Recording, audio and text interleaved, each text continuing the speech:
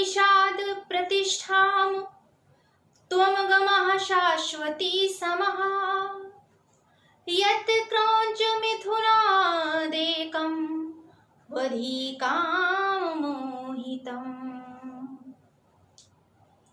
पुनः पुनः स्वागतम् भवन्तः कुशलिनः शिव इति कामये।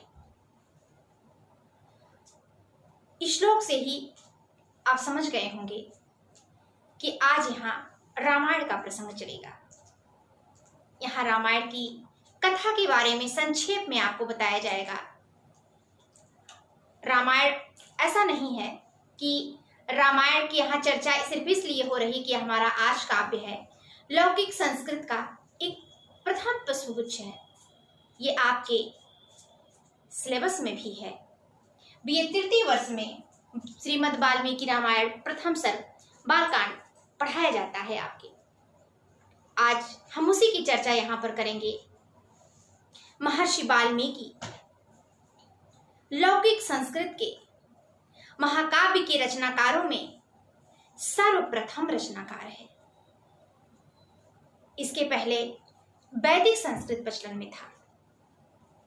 अनुष्टुप छंद वैदिक संस्कृत का ही छंद है, लेकिन मैंने अभी अभी जो श्लोक आपके सामने पढ़ा है वो अनुष्टुप छंद में है। कहा जाता है इन्होंने वैदिक मंत्रों की तरह ही, वैदिक सूत्रों की तरह ही अनुष्टुप छंदों का बहुत ही सुंदर निर्वहन किया है। श्री वाल्मीकि जी कहते हैं अपने युग में, अपने समय में उनकी कथा है कि वो बहुत बड़े डाकू थे, वो लोगों के साथ लूटपाट करते थे। इस घटना को तो हम बाद में देखते हैं। सबसे पहले हम यहाँ सर्वप्रथम ये देखते हैं कि आज हम जिसका अध्ययन कर रहे हैं, रामायण, जिसकी रचना वाल्मीकि जी ने किया है, उस रामायण की क्या विशेषता है, ऐसा क्या है उसमें कि इतने बड़े लौकिक संस्कृत का महाकाव्य का वो पहला पुष्पगुच्छ माना जाता है। क्यों? क्योंकि ये आर्ष काव्य है। ये लौकिक संस्कृत का पहला महाकाव्य है, आर्ष काव्य है। क्यों कहा जाता है आर्ष काव्य? आर्ष काव्य का अर्थ आप जानते हैं। आर्ष काव्य का अर्थ होता है ऋषि मुनियों के द्वारा रचित। तो वाल्मीकि जी ऋषि थे, पहले नहीं थे, लेकिन पश्चात में वो बन गए। जब इन्होंने रामायण की रचना की उस समय ये ऋषि थे, बहुत बड़े ऋषि थे, और ऐसे ऋषि थे जो भविष्यद्रष्टा भी थे, जो सब कुछ जानने वाले थे। तो रामायण अनुष्टुप छंद, ऐसा नहीं है कि सारे छंदों का प्रयोग किया गया है। रामायण में छंदों का जो प्रयोग है, जो एक प्रयोग हर जगह दिखता है, उस नीति का पूर्णतः पालन किया गया है। हर सर्ग में अनेक छंदों का प्रयोग किया गया है, लेकिन अनुष्टुप प्रधान है यहाँ का छंद। अनुष्टुप में ही लगभग सारे रामायण के श्लोकों की रचना किया है वाल्मीकि जी ने। कहा जाता है कि वाल्मीकि का जो रामायण है वो 7 कांडों में विभाजित है। वैसे रामचरितमानस भी आपने पढ़ा होगा, जिसे श्री गोस्वामी तुलसीदास जी ने रचित किया है, उसकी रचना की है और जनमानस के लिए किया है। देखिए, आप पहले से ही जानते हैं संस्कृत देवों की भाषा है, मधुरम भाषा, अर्थात एक मधुर भाषा है। देव भाषा है। सर्वेषां भाषायां जननी अस्ति, सभी भाषाओं की ये जननी है। फिर भी ये जनमानस के लिए उस समय युग, जिस समय रामचरितमानस की रचना हुई, उस समय जनमानस संस्कृत को पढ़ने में उतना सक्षम नहीं था, और रामचरितमानस की रचना करके एक लोक मंगल के कल्याण की भावना का उद्भव किया तुलसीदास जी ने, जिसको कहीं से भी हम कम नहीं आंक सकते, कहीं से भी कम नहीं कर सकते। लेकिन उसका आधार भी श्री वाल्मीकि द्वारा रचित रामायण ही है। अगर वाल्मीकि जी ने रामायण की रचना नहीं की होती तो हम शायद संकल्पना कर सकते हैं कि आज हमारे समक्ष रामचरितमानस की भी उपलब्धता नहीं होती है। तो कहने का तात्पर्य है कि रामायण अपने आप में उपजीव्य काव्य है। उपजीव्य का अर्थ आप समझते होंगे। उपजीव्य का अर्थ होता है जिस पर अनेक ग्रंथों की रचना की जाए। और जब हम देखते हैं तो उपजीव्य काव्य के अंतर्गत 3 ग्रंथ आते हैं। पहला कौन सा आता है? रामायण आता है। दूसरा है महाभारत, और तीसरा और बहुत ही मुख्य प्रधान श्रीमद् भगवद गीता है। अब आप कहेंगे कि ये तो महाभारत से लिया गया है, तो इसकी अलग महिमा क्यों हो गई? तो ऐसा नहीं है।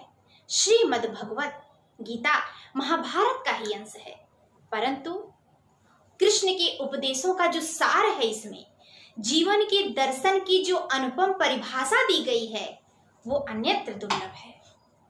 हम श्रीमद् भगवत का अगर अध्ययन कर लेते हैं तो हमारे जीवन का उद्देश्य, हमारे चारों पुरुषार्थों का जो अंतिम उद्देश्य है मोक्ष की प्राप्ति, वो हमें होती है। क्यों?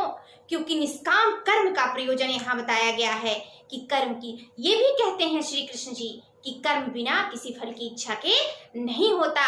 अगर हम अपनी पलकों को नीचे गिराते हैं या ऊपर उठाते हैं तो भी वो कर्म किसी कार्य की, किसी फल की इच्छा से होता है। लेकिन वहीं वो ये भी कहते हैं कि आपका जो कर्तव्य है अपने कर्म को करना, उस कर्म को करिए और उसके अतिरिक्त फल की इच्छा कभी भी मत करिए। तो ये तीनों ग्रंथ आपके उपजीव्य काव्य के अंतर्गत माने जाते हैं, जिसके अंतर्गत, जिस पर आधारित होकर के, चाहे अभिज्ञान शाकुंतलम हो, किरातार्जुनीयम हो, गंगा अवतरण हो, कहने का तात्पर्य है अनेक ग्रंथों की रचना होती है। नैषधि चरितम है, आप ऐसे बहुत से ग्रंथ हैं, अभी नाम ले लिया जाएगा तो आपको प्रतीत होगा कि अगर शायद क्या ये निश्चित अकाट्य सत्य है कि रामायण महाभारत ना होता तो शायद इन ग्रंथों का अस्तित्व भी आज हमारे समक्ष नहीं होता।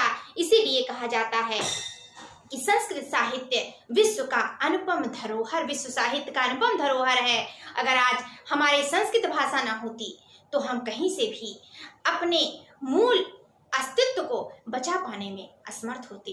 रामायण, जिसे चतुर्विंशति सहस्री संहिता भी कहा जाता है, क्योंकि इसमें कितने श्लोक हैं? 24,000 श्लोक का वर्णन किया गया है। कितने श्लोक हैं? 24,000। और कहा जाता है कि गायत्री मंत्र, जिसमें 24 वर्ण होते हैं, इन्हीं 24 वर्णों का आश्रय लेकर के, अर्थात एक अक्षर से 1000 श्लोक तक का वर्णन है। तो पुनः दूसरे अक्षर से लेकर के, द्वितीय वर्ण से लेकर के दूसरे 1000 श्लोक फिर शुरू हो जाते हैं। तो ऐसे एक 1000 श्लोक करके 24 वर्णों से 24,000 श्लोकों की गणना की गई है, वर्णन किया गया है। और चतुर्विंशति सहस्री संहिता के नाम से अगर ये क्वेश्चन उठता है कि चतुर्विंशति सहस्री संहिता के नाम से कौन सा ग्रंथ प्रसिद्ध है, तो आप क्या कहेंगे? कि वो रामायण है। रामायण को परिक्रियात्मक काव्य भी कहा जाता है। आप यहाँ ध्यान दीजिए कि 2 प्रकार के हैं, परिक्रियात्मक। कभी कभी क्वेश्चन भी पूछा जाता है कि परिक्रियात्मक और पुराकल्पात्मक काव्य कौन से हैं, तो आप क्या कहेंगे? कि परिक्रियात्मक के अंतर्गत जो काव्य आता है राजशेखर के अनुसार वो रामायण है। कहने का तात्पर्य है, परिक्रियात्मक इतिहास का तात्पर्य होता है जिसमें एक नायक होता है। आप 7 कांड उठाकर देख लेंगे, लेकिन सारे में कौन नायक है? राम, श्री रामचंद्र जी उसके नायक हैं। और महाभारत पूरा कल्पात्मक जो माना जाता है, उसमें अनेक नायक हैं। कहने का तात्पर्य है, इसको ध्यान दीजिएगा इस क्वेश्चन को, क्योंकि ऐसा नहीं है कि बीए पढ़ने के बाद आप यहीं पर रुक जाएंगे। आपको आगे जाना है। आप अगर नेट की तैयारी करेंगे, पीएचडी करेंगे, आप पीजीटी की परीक्षा देंगे, टीजीटी की परीक्षा देंगे, आपको बहुत से कंपटीशन बीट करने होंगे, तो क्वेश्चन को घुमा कर पूछा जाता है। आप ध्यान से पढ़े रहेंगे, अध्ययन करे रहेंगे, तो अगर पूछ लिया जाता है कि प्रक्रियात्मक ग्रंथ किसे कहते हैं, आपने नहीं पढ़ा तो आप नहीं जवाब दे सकेंगे। लेकिन अगर आपने अध्ययन किया है तो आप तुरंत कहेंगे कि रामायण को परिक्रियात्मक कहा जाता है। और क्यों कहा जाता है? क्योंकि इसमें एक नायक है। किसने कहा है? राजशेखर जी ने कहा है। और महाभारत अनेक, कहीं भीष्म नायक हैं, कहीं द्रोणाचार्य नायक हैं, कहीं अर्जुन नायक हैं, तो कहीं युधिष्ठिर नायक हैं। कहने का तात्पर्य उसमें अनेक नायक हैं और इसलिए उसे पूरा कल्पात्मक इतिहास के नाम से भी हम जानते हैं। तो इस तरह हम देखते हैं कि रामायण की जो महिमा है उसे हम शब्दों में नहीं बांध सकते। अगर हमें अपने जीवन के, अपने दर्शन को आगे बढ़ाना है, जीवन के ध्येय को सफल करना है तो हमें रामायण के बारे में अच्छी तरह से ज्ञान प्राप्त करना होगा। हर हिंदू के घर में, देखिए मैं यहाँ किसी जाति पाति का विरोध नहीं कर रही हूँ, मैं यहाँ हिंदुत्ववाद की बात नहीं कर रही। मेरे कहने का तात्पर्य है कि चाहे वो मुस्लिम हो, उनके यहाँ कुरान मिलेंगे आपको, आप किसी ईसाई के यहाँ चले जाएं आपको बाइबल मिलेगा। वैसे ही हम हिंदू के घर जाते हैं हमारे, तो घर पे रामायण पुराण जो पढ़ने वाले हैं, श्रीमद् भागवत भगवद गीता, अनेक प्रकार के ग्रंथों को रखे रहते हैं, उसका अध्ययन करते हैं, लोगों को उसके अध्ययन के महत्व के बारे में बताते हैं और खुद भी अक्षर सा उसका पालन करते हैं, जिससे हमारे संस्कृत साहित्य का, हमारे अस्तित्व का, हमारे संस्कृति का जो उद्भव होता है, जो प्रभाव होता है, उससे हमारा देश, हमारे लोग, हमारे आसपास का जो सामाजिक वातावरण है, साथ ही जो दूसरे लोग हैं, विदेशी लोग हैं, उन पर भी हमारा एक अलग महत्व प्रसारित होता है। आप ध्यान दीजिए कि हमारे अगर देश का प्रधानमंत्री भी कहीं जाता है तो वो झुककर प्रणाम करता है। ये हमारे देश की विशेषता है कि हम हर किसी को आदर देते हैं, सम्मान देते हैं, और ये सब हमारे ग्रंथों की देन है। अगर हम उसका अध्ययन नहीं करते, हम उसके बारे में नहीं जानते, तो शायद हम इस आधार, इस अस्तित्व की पराकाष्ठा है, उस पराकाष्ठा तक न पहुंच पाते। तो हम देखते हैं कि रामायण में राम नायक हैं, 7 कांड हैं, लगभग आप जोड़ेंगे जब तो 545, 445 या 446 कहीं कहीं आ जाता है, लेकिन पूर्ण रूप से आप लगभग ये कह सकते हैं कि पूरे कांडों की जो संख्या है वो 500 मानी जाती है लगभग। अब आप कहेंगे कांड क्या है, तो मेरी बात अन्यथा मत लीजिएगा। कांड को हम किसी गलत ध्येय से नहीं जोड़ सकते हैं कि लोग कहते हैं ना, अरे उस आदमी ने तो ऐसा कांड कर दिया। कांड माने घटना, तो उस घटना से तात्पर्य यहाँ नहीं है। यहाँ कांड का तात्पर्य पाठ से है, अध्याय से है, सर्ग जोड़ा गया है, सर्ग की बात की जा रही है। यहाँ क्या कह रहे हैं, कितने आपके कांड हैं, ध्यान दीजिएगा, 7 कांड हैं। ठीक, पहला है आपका बाल कांड, जिसमें है आपके 77 सर्ग। सर्ग का अर्थ मैंने पहले भी बताया था, अध्याय से है। यहाँ कांड जो घटना है, घटना कहने का तात्पर्य है कि बाल कांड में ये घटना है, किसी बुरे तात्पर्य से, बुरे अस्तित्व से यहाँ की बात नहीं की जा रही है। यहाँ बता रहे हैं कि कांड में उसको जैसे कोई अक्षरांशों में बटा होता है, कोई अंकों में बटा होता है, तो कहने का तात्पर्य है कि ये कांडों में बटा हुआ है। तो पहला है बाल कांड, जिसमें 77 सर्ग हैं। अब आप कहेंगे कि बाल कांड में क्या है, तो देखिए बाल कांड में बहुत से वर्णन किए गए हैं। अब यहाँ क्रौंच पंछी का वध भी है, जिसे हम अभी आगे बताएंगे। क्रौंच पंछी के वध का वर्णन है। यहाँ शांता अर्थात दशरथ की पुत्री और श्रृंग ऋषि के विवाह का वर्णन है। श्रृंग ऋषि के द्वारा दशरथ को पुत्रेष्टि यज्ञ कराया जाता है, जिससे राम, लक्ष्मण, भरत और शत्रुघ्न जैसे पुत्रों की प्राप्ति उन्हें होती है। बालकांड में ही उनके बालराम के और तीनों भाइयों के जीवन चरित्र का वर्णन है। ऐसे अनेक घटनाक्रम का यहाँ पर वर्णन किया गया है। पुनः आते हैं हम अयोध्या कांड के अंतर्गत, जिसमें 119 सर्ग हैं। अयोध्या कांड में भी आप जानते हैं कि कहने का तात्पर्य है कि इसी कांड में दशरथ का विलाप चलता है। उनके राज्याभिषेक की तैयारी होने के साथ साथ क्या होता है, कैकेयी के द्वारा वरदान माना जाता है, उनको वन भेजने की तैयारी की जाती है, चित्रकूट की प्रशंसा की जाती है, और उनके वन गमन की तैयारी दिखाई जाती है। पुनः हम आ जाते हैं अरण्य कांड की तरफ।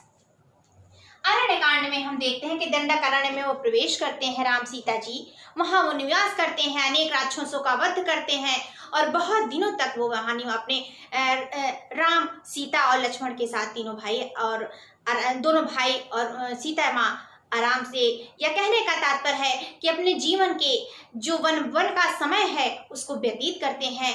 पुनः ये 75 सर्गों से युक्त है। पुनः हम आते हैं किष्किंधा कांड, जो कि 67 सर्गों से युक्त है, और ये पंपा सरोवर से प्रारंभ होता है, जहां सुग्रीव का मिलन होता है। सबसे पहले हनुमान जी पहुंचते हैं। हनुमान जी भी बहुत बड़े पंडित थे, ज्ञाता थे, और जब पहुंचते हैं। अभी रामायण चल भी रहा था, आपने देखा होगा, पुनः प्रसारण उसका चल रहा था और मुझे बड़ी प्रसन्नता है कि उसको देखने के लिए आज के बच्चों में भी उतनी ही कौतूहलता थी जितना शायद हम अपने बचपने में उसको देखने की चेष्टा करते थे रामायण को, कि रामायण में क्या हो रहा है। शायद उस समय हमारी समझ से परे था, लेकिन आज भी उसका अस्तित्व विद्यमान है, जो आपने बहुत अच्छे से देखा होगा कि आज भी लोगों के अंदर संस्कार व्याप्त है, सिर्फ उसको हम प्रस्फुटित नहीं कर पा रहे हैं। अगर संस्कार व्याप्त ना होता तो शायद हम इतने प्रेम से रामायण को नहीं देखते। तो आप फिर आइए, यहाँ पर क्या कह रहे हैं कि सुंदर किष्किंधा कांड, जिसमें हनुमान जी जाते हैं, दूत बनकर के पहचानते हैं और पूछते हैं कि आप कौन हैं, और पता चलता है कि राम और लक्ष्मण है जो सीता माँ की खोज के लिए यहाँ पर आए हुए हैं। सुग्रीव का मिलन होता है, उनकी मित्रता होती है, उन पर फिर लक्ष्मण क्रोध भी करते, उनका राज्याभिषेक होता है, तारा का विलाप है, अनेक प्रकार के वर्णन यहाँ पर किए गए हैं।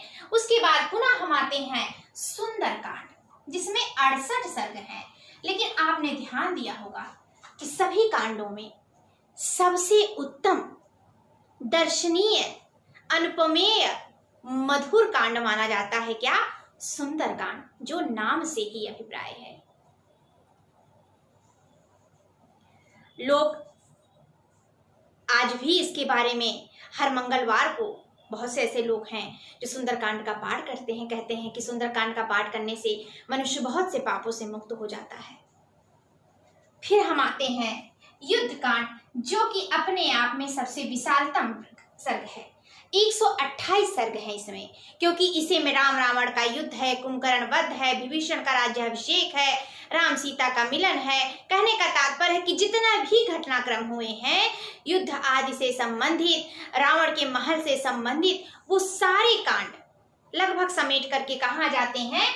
युद्ध कांड के अंतर्गत आ जाते हैं। फिर आता है आपका उत्तर कांड, जो 111 सर्ग में है। यहाँ सीता का फिर परित्याग होता है।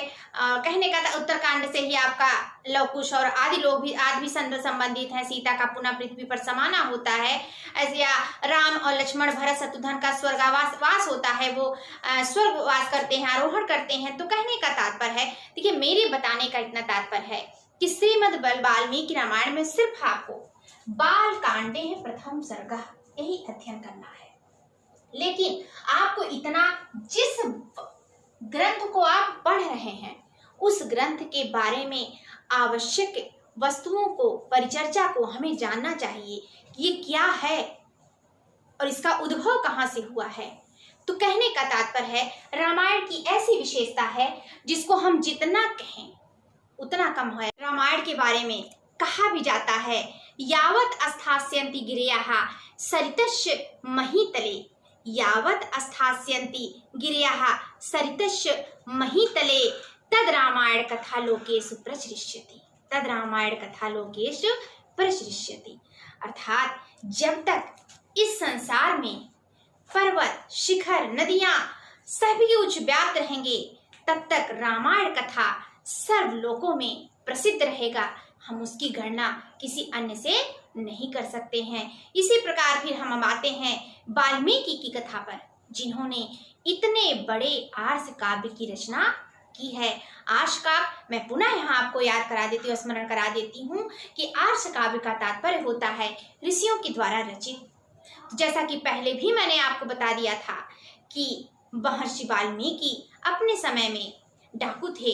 इन्हें कहीं किसी भी प्रकार से, किसी भी तरह से ये ज्ञात नहीं था कि कथा क्या होती है, भजन क्या होता है। उन्हें तो बस अपने लूटपाट से मतलब था।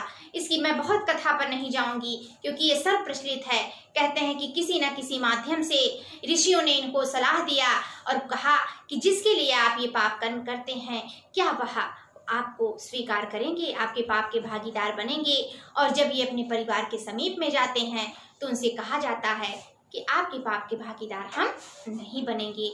और यहीं से कहते हैं कि एक छोटी सी घटना मनुष्य को बहुत अच्छा भी बना सकती है और बहुत बुरा भी बना सकती है। हर मनुष्य के जीवन में कुछ न कुछ ऐसा परिवर्तन होता है कि मनुष्य का मन, उसका हृदय परिवर्तित हो जाता है। तो इसी प्रकार हम देखते हैं कि यहाँ महर्षि वाल्मीकि का। अब उनका क्या नाम था ये बहुत प्रचलित नहीं है। वाल्मीकि तो ये बाद में कहते हैं कि जब ये तपस्या करने में रत हो गए तो चींटियों ने बाबी बना लिया इनकी घर। बाबी तो सर्प की उसको कहते हैं, वाल्मीकि चींटियों का जो घर होता है वो बना लिया और इससे इनकी खाली आंखें दिखती थीं। तो कहने का तात्पर्य है कि ऐसे वाल्मीकि नाम पढ़ने वाले जो महर्षि थे, इन्हें जब समझ में आया कि जीवन का महत्व क्या है और परिवार या अन्य वस्तुओं के मोह की निस्सारता क्या है, तब इन्होंने अपने मन में स्मरण करते हुए जाप करना शुरू किया, तपस्या करना शुरू किया।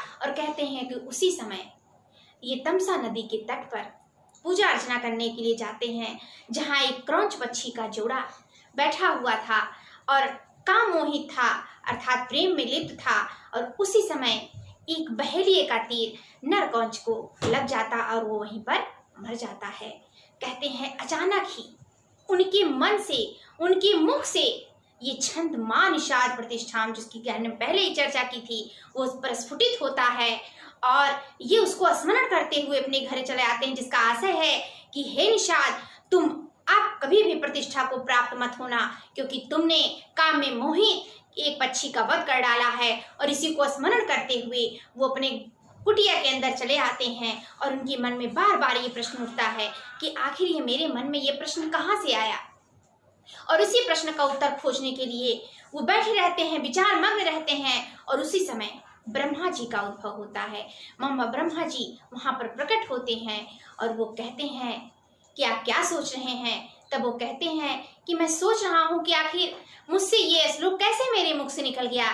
तो उन्होंने कहा, नहीं, ये मेरे आदेश से, सरस्वती जी के प्रभाव से निकला है। अब आपको इस ग्रंथ की रचना करनी है, रामायण एक ऐसे ग्रंथ की रचना करनी है जिससे जनमानस प्रभावित हो। और वे इसका आदेश देते हैं वाल्मीकि जी को और कहते हैं, ऋषि प्रबुद्धो असि वागात्मनि ब्रह्माणि, ऋषि प्रबुद्धो असि वागात्मनि ब्रह्माणि विरचय राम कथा। अर्थात हे महामुनि, अब आप रामायण की रचना कीजिए। हम देखते हैं कि रामायण जो है राम धन अयन इन दो भागों से बना है।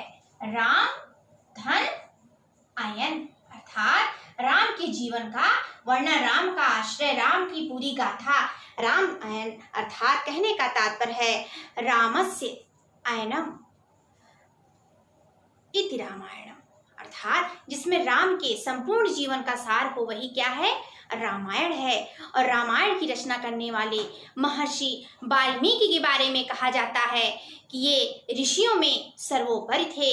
इन्होंने जब तपस्या आरंभ की और जब अपने आप को जागृत किया तो ये सबसे श्रेष्ठ बन गए। वाल्मीकि जी के बारे में कहा भी जाता है, सह वह पुनातु वाल्मीकि, सह वह पुनातु वाल्मीकि सूक्तामृत महोदधि ओंकार इव वर्णानाम कविनाम प्रथमो मुनिहि, कविनाम प्रथमो मुनिहि, अर्थात वो सभी लोगों में प्रथम मुनि थे, वो सबसे उत्कृष्ट मुनि थे। अर्थात कहने का तात्पर्य है कि वो विशुद्ध हृदय से स्वच्छ निर्मल एक ऐसे महर्षि थे जिन्होंने भारत को रामायण के नाम पर एक ऐसे अनुपम कृति को प्रदान कर दिया और जो आज भी पढ़ने में उतना ही सराहनीय है, उतना ही संस्कारवान है, जैसा पहले था, जैसे फिर था और जैसा बाद में, अर्थात जो भूत में भी था, वर्तमान में भी है और भविष्य में भी रहेगा। इस प्रकार हम देखते हैं कि रामायण जिसके बारे में ये कहा जाता है, जिसकी महत्ता कही जाती है कि सदूषणा अपि निर्दोषा, सदूषणा अपि निर्दोषा सखरापि सुकोमला, अर्थात जो दोषों से युक्त होकर भी क्या है, निर्दोष है। सखरापि सुकोमला, और सखर है अर्थात कठोर होते हुए भी कोमल है। ये रामायण की जो विशेषता है। साथ ही यह भी कहा जाता है कि नमस्तस्मै कृता एनम रम्या रामायणी कथा, लास्ट में क्या कहा जाता है कि नमस्तस्मै कृता एनम रम्या रामायणी कथा, अर्थात जो रामायण इतने सारे गुणों से युक्त है उसकी रचना करने वाले हम महर्षि वाल्मीकि को प्रणाम करते हैं, नमस्कार करते हैं। तो इस प्रकार आज हम देखते हैं कि रामायण जिसका अध्ययन आपको बीए तृतीय वर्ष के अंतर्गत करना है, और साथ ही साथ अगर आप अन्य कंपटीशन से में भाग लेना चाह रहे हैं तो उसके लिए भी ये महत्वपूर्ण है। तो उसका काफ़ी सारा आपको बता दिया गया है, जो मुख्य मुख्य पॉइंट्स थे वो आपको बता दिया गया है। अब इसके आगे हम श्लोकों की चर्चा करेंगे, क्योंकि महर्षि वाल्मीकि जब ब्रह्मा से आदेश पाते हैं और ये सोचते हैं कि अब मैं किसको नायक बनाकर अपने ग्रंथ की रचना करूं, तो नारद जी का अवतरण होता है और नारद जी से वो पूछते हैं कि मैं किस प्रकार से किस व्यक्ति को अपने ग्रंथ का नायक बनाऊं जिसका लोग अनुसरण कर सकें। तो इसी का वर्णन हम आगे श्रीमद् वाल्मीकि रामायण के अंतर्गत करेंगे और उसमें श्लोकों के माध्यम से आपको बताएंगे कि श्री राम के जीवन चरित्र का क्या महत्व है, उसका क्या वर्णन था। और इस श्लोकों को देखने के लिए हम पुनः अपने अगले वीडियो में मिलते हैं।